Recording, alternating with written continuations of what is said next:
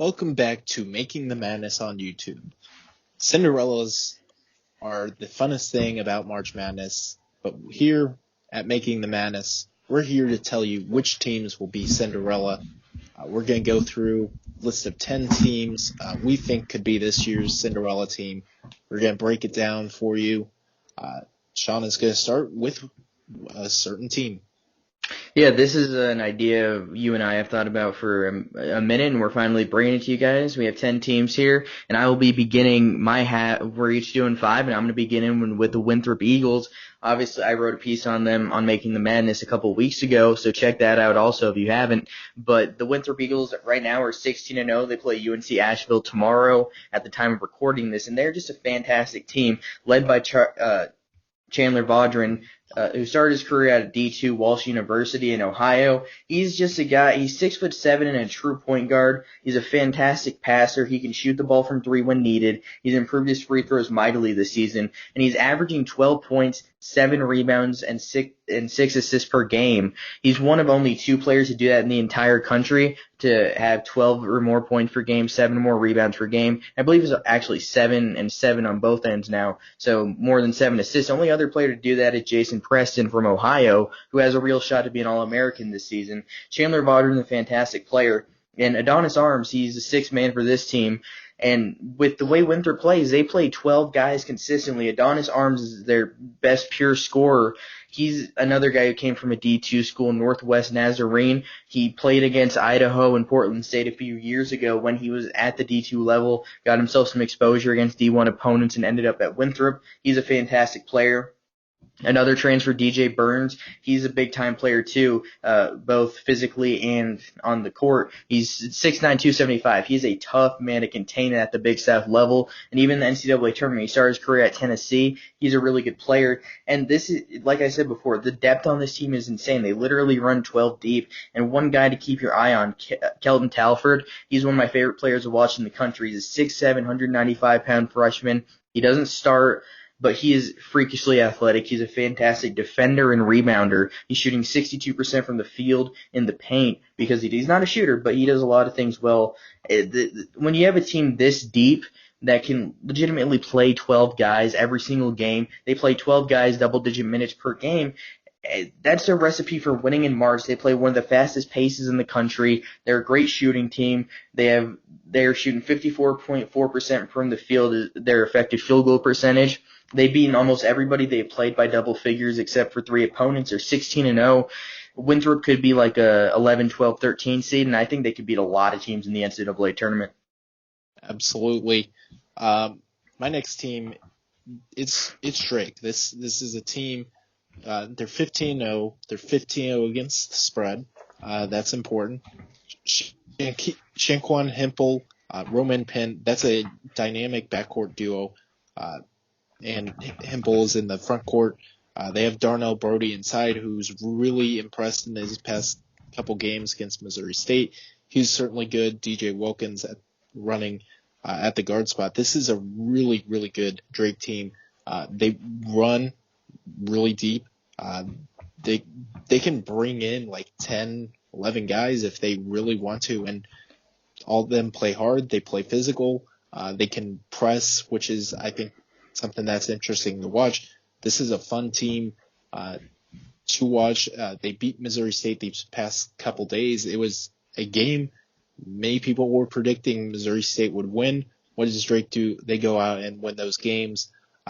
That's what taking care of business is, and Drake certainly did that this week. This is a team that undefeated right now. We'll see how the rest of Missouri Valley shapes up, but this is a team that's not only looking to maybe enter the NCAA tournament undefeated, they're looking to make a deep run. They're looking to make the Sweet 16. They're looking to potentially, maybe make a Loyola Chicago-esque type run to the Final Four, and they certainly have the pieces for it. They're, I think, sneakily athletic. Especially for a mid-major team. And this is a really good Drake team that absolutely can make a deep run in the NCAA tournament. Yeah, absolutely. And my next team, I'm going with the Belmont Bruins. This is a really good team. Belmont is one of the best cultures in not only in mid-major college basketball, but in all of college basketball. Rick Byrd, he probably got to pick who the next man was after him, and he went with his former player Casey Alexander, and he's done a fantastic job in his start of his Belmont career. They would have made the NCAA tournament last season had it happened because they won the conference tournament. And this season, I was skeptical on them, I'm going to be honest, because they were without Adam Kunkel, who decided to transfer really late in the offseason, their leading scorer from last season. They lost Tyler Scanlon, who graduated. They lost Michael Benkert, who graduated. And then they lost Nick Hopkins, who also transferred. But this is what Belmont does. They find guys. They always find guys. I just didn't see it, and I was wrong. Jacoby Wood's been a fantastic freshman. He's shooting 36% from deep.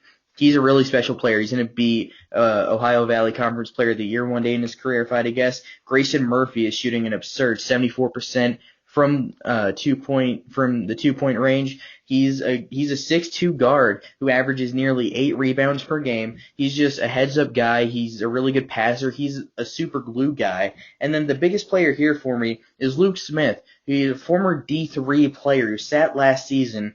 He's doing what Adam Kunkel did last year at a more efficient level. When you can find a guy to replace someone like Adam Kunkel, who's your leading scorer, who left late in the offseason, you get a guy like Luke Smith, who's been fantastic this season, shooting 41% from deep.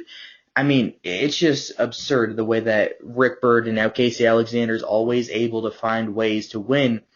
And Ben Shepherd's had a really good season. Nick Muszynski, obviously, he's been a mainstay at Belmont for some time now. But this is a team that you don't want to face in the NCAA tournament should they win the OVC. And they're 17-1 with their lone loss coming against Samford, a really weird game that they shouldn't have lost. But this is one of the best offensive teams in the country, and I would not want to play them in March. Absolutely. And another team no one wants to face in March is a team that has Final Four experience. It is Loyola Chicago. This is a team, they run everything through Cameron Krutwig. He's a fantastic big man. He can score inside with ease and is a really good passing big man, 2.3 assists per game. He's certainly good at that. And then this is a team, they surround him with shooters. Certainly, Braden Norris, Ahir Aguak, I think that's how you pronounce it, Marquise Kennedy, Lucas Williamson, Tate Hall, all these players can go out and they can shoot the three, which is something, just a perfect 4-round-1 system. That's what they ran when they made the Final Four back in 2018. That's what they're running right now, running everything through Krutwig, letting the guards make plays on the perimeter. The one kind of concern, if you have any with this team, is they don't have necessarily the dead-eye late-game shot makers like they had on that team. But even then, the team's certainly talented, and yeah, maybe right now we don't consider these players late-game shot makers, but certainly the place where you make your moments is in March, and this is a team, they have a winning culture. They have Porter Moser, who knows what to do, knows what buttons to push now, having been to a Final Four. This is a loyal Chicago team. They are hungry to make a deep run in March. They're not only looking to win the Missouri Valley, which they can do. They're looking to, once they win the Missouri Valley, make a run deep into the NCAA tournament, maybe make another Final Four. And nothing's going to stand their way. This is a really good basketball team that can absolutely make a deep run. Yeah, for sure. My third team is going to be the Western Kentucky Hilltoppers, and this is a team I really like coming into the season. I had them ranked 25th in my final preseason top 25 poll, and they've been really good, not top 25 level, but they've been able to win some big games. They beat Memphis, they beat Alabama. That wins age greatly, on the road especially. I think barring anything crazy that Western Kentucky will be an NCAA tournament team regardless. Charles Bassey is a man out there. He is fantastic. He's 6'11". He's a former top 10 recruit. He's the only top 10 recruit left from the 2018 class still in college. And then the only concern I have on this team is the shooting. Luke Frampton's the only reliable shooter. A name to keep an eye on down the stretch of the season heading into March is former JUCO fantastic player, Kevin Osawe. He was great in JUCO. He's a knockdown shooter. He's only 16 attempts this season. But based on his pedigree, I think that Osawe is a guy that can take Western Kentucky to the next level when given the opportunity, and I think they should give him that opportunity sometime here. But Tavion Hollingsworth is one of the better players in Hilltopper history, and he's taken a step back this season because of how good Charles Bassey's been. But if it's a late moment, Tavion Hollingsworth is going to step in and do something big. Josh Anderson is a fantastic defender. He's one of the best athletes in the mid-major level. He's just a freak athlete, and I think Western Kentucky not only could win 1 or 2 games, I think they could legitimately, I'm not saying they're Final Four potential, but for a mid-major team, this is probably the most talented mid-major team, but they're one of the more talented teams in college basketball, period. Yeah, and certainly Western Kentucky has talent. Utah State has talent as well. Neemias Keita, after his first year, had a legit chance to go to the NBA. He opted to come back for his sophomore season. Didn't have an ideal season last year, but he's picked up really this season. He's elite low post big man, is really good at scoring inside. And then the other thing too is he blocks 3 shots per game, 2.9 shots per game, but we'll round up, make it 3 just for him. He's an elite shot blocker. Justin Bean as well, another really good interior player that can score. And then I think the thing that they lose Sam Merrill last year. That's a tough blow, but they bring in Stephen Ashworth, who's this freshman who's picked the pieces right up. He blends in perfectly with this team. He fits in well. Marco Anthony's the Virginia transfer. Yeah, he didn't play necessarily in most of Virginia's run, but he still knows the culture of what it takes to make a deep run in March. Brock Miller as well. This is a experienced team. They have some talented younger pieces with Stephen Ashworth. They have experienced guys like Marco Anthony, Neemias Keita, Justin Bean, who know what they're doing. I think Utah State's a team. Not only should we look out for them to win the Mountain West tournament title, and once they do get into the NCAA tournament, this is a team I think can win multiple games. They can maybe make an Elite 8, Final Four type run because they do have the interior big man, and the guards will be what carries this team, but the guards have looked certainly very good thus far. Yeah, definitely. And I'm going to go with another Mountain West team here. I'm going to go with the Boise State Broncos. They did lose to Colorado State yesterday at the time of recording this. They play them tomorrow, which at the time of recording this is will be Friday. But Boise State's a really good team. Derek Olson Jr. has been fantastic in his senior season. He's a guy that's been through it all. He came in as a freshman walk-on, and he's become a scholarship player. He's likely going to be picked in the NBA draft. Abu Kijab, the transfer from Oregon, he sat part of 2 seasons ago and part of last year, and he's one of the better defenders in the Mountain West. He's 6'7", 220, but he can really play. He can defend 1 through 5, and he can play 3 through 5. He's a really talented player. He's not a shooter, but he can score inside with the best of them. Marcus Shaver, the transfer from Portland, he's been great this season, 43% from 3. Emmanuel Acut, he's a former borderline 5-star guy. He hasn't turned his shooting around. He's not a great scorer, but when his defense is pivotal for this Boise State team, he is one of the better defenders in the conference also. Devonaire Detrieve is the future of the Boise State program, another Arizona transfer, another borderline 5-star guy. The talent is evident with Detrieve. He's going to be a really good player down the stretch. And in March, if you're watching this Boise State team, you need to keep an eye on Devonaire Detrieve because he could take them as far as they need to go this season. And I think Boise State is destined for a pretty good run in March. Yeah, most certainly Boise State's a team to look out for. I'm going to stay in the Mountain West. We'll just do 3 Mountain West teams in a row. I'm going with Colorado State as another team that can make a deep run. This is a team, they have 2 sophomore superstars in Isaiah Stevens and David Roddy. Roddy's like that perfect 3-4 mismatch. If you're a traditional big man that plays a 4, he's going to be a matchup nightmare for you. If you're a undersized guard, he is big and tough and physical. So he's kind of a mismatch nightmare because he's so physical and he has guard-like skills. The ability to step out and shoot threes. that's really important. And then Isaiah Stevens, who's a sophomore guard, he's been fantastic this year. He's shooting 45% from three, which that's up there with all the elite players. He's certainly an elite passer, 6.5 assists per game. That's a 1-2 punch that most teams just don't have. And the other thing too, Colorado State, okay, maybe they don't make a deep run this year, but Roddy and Stevens are going to probably be back next year. And so, yeah, Colorado State, maybe they just make the NCAA tournament. Maybe they win a game in March this year. But next year, this is a team that I think going forward is going to be one to watch out for to make a deep run in the NCAA tournament. It'll, of course, start this year, but I think Colorado State's a team to look out for in the future. Yeah, definitely agree. Nico Medved has really built a culture there. And my next team, speaking of culture building, I'm going to Siena. They're a really good team. I mean, Jalen Pickett is an NBA level player. And for a team at their level, they're a low mid-major team in the Metro Atlantic Athletic Conference, the MAC, the MAAC, whatever you want to call this one. They're great in it. Obviously, they didn't play until early January, so they have a bit of a slower start compared to everybody else on this list. But Jalen Pickett's been a fantastic player his entire Siena career, now a junior.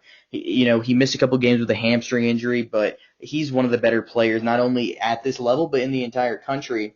Paired with a guy like Manny Camper, 6'7", an elite rebounder. He's really improved his shooting this season too. And then to add just some of the transfers they were able to add, a guy like Jackson Stormo, who barely played at Pepperdine at Siena, he's shooting 65% from the field, 28 for 43. He's been great. Nick Hopkins, who we mentioned earlier at Belmont, he transferred to Siena. He's been really good replacing Donald Carey, who transferred to Georgetown. And then you have Colin Golson, Aiden Carpenter, two really talented freshmen that right now aren't scoring the way they probably hope to. But Golson's a really good defender. But when it gets down to the grind, the end of the season, when we near March, Siena will probably be a 14, 15, 16 seed, but they're a team that could give a team a scare with the freshman talent Carpenter and Golson, with a guy like Pickett. Jordan King is really taking a step up this season. He's shooting 40% from deep. This is a team talented enough to give a 1 or a 2 seed a scare and maybe even steal a game from them in the NCAA tournament. Most definitely. And one team that's already given a team like Texas Tech, a team that has Final Four potential, a scare, it is Abilene Christian. This is a really tough, talented team that they run 10 deep. They don't really have like a signature player. Colton Cole is the leading scorer for the team, but this is a team, they're really tough defensively, and offensively, they kind of just have a lot of guys who make plays and get the job done offensively. Corin Mason, Joe Pleasant, they have player Reggie Miller. No, he's not the Reggie Miller of the 90s that was up there trying to take away titles from the Chicago Bulls, but he's pretty good. He averages 3.9 assists per game. He's certainly a really good player overall. And this team they have a lot of pieces on the team that I think really play well together. You watch this team and they look like they are buying into the system and playing team basketball. And this is a team a decade ago they were not even in Division I, and here we are talking about them potentially making a deep run in the NCAA tournament. Whether that happens remains to be seen, but this is a team, if I'm a 3 seed, I don't want to see Abilene Christian, because this is a team that absolutely can upset you, and maybe they can, Stephen F. Austin a couple of years ago, they won a game in the NCAA tournament. They came a tip-in away from making the Sweet 16. Who knows? Maybe Abilene Christian can make the Sweet 16. You never know. Yeah, absolutely. You need to watch Abilene Christian if you haven't. And the final word for me is you'll close this out here in a second. That was the final team of the 10. Thanks for watching to everybody. Make sure to follow him on Twitter at Bracketologist3. I'm at Sean02MTM on Twitter. and put in the comment section who your guys' favorite team is, and let's have a conversation. I mean, we love interacting with our viewers. Just post something in the comments, say your favorite team. Let's have a conversation. Let's get to know our viewers, and hopefully this can be a fun environment to talk college basketball with anybody who wants to. We're always down to talk college hoops. Absolutely. Make sure to subscribe, and we'll be back with some more fun college basketball content.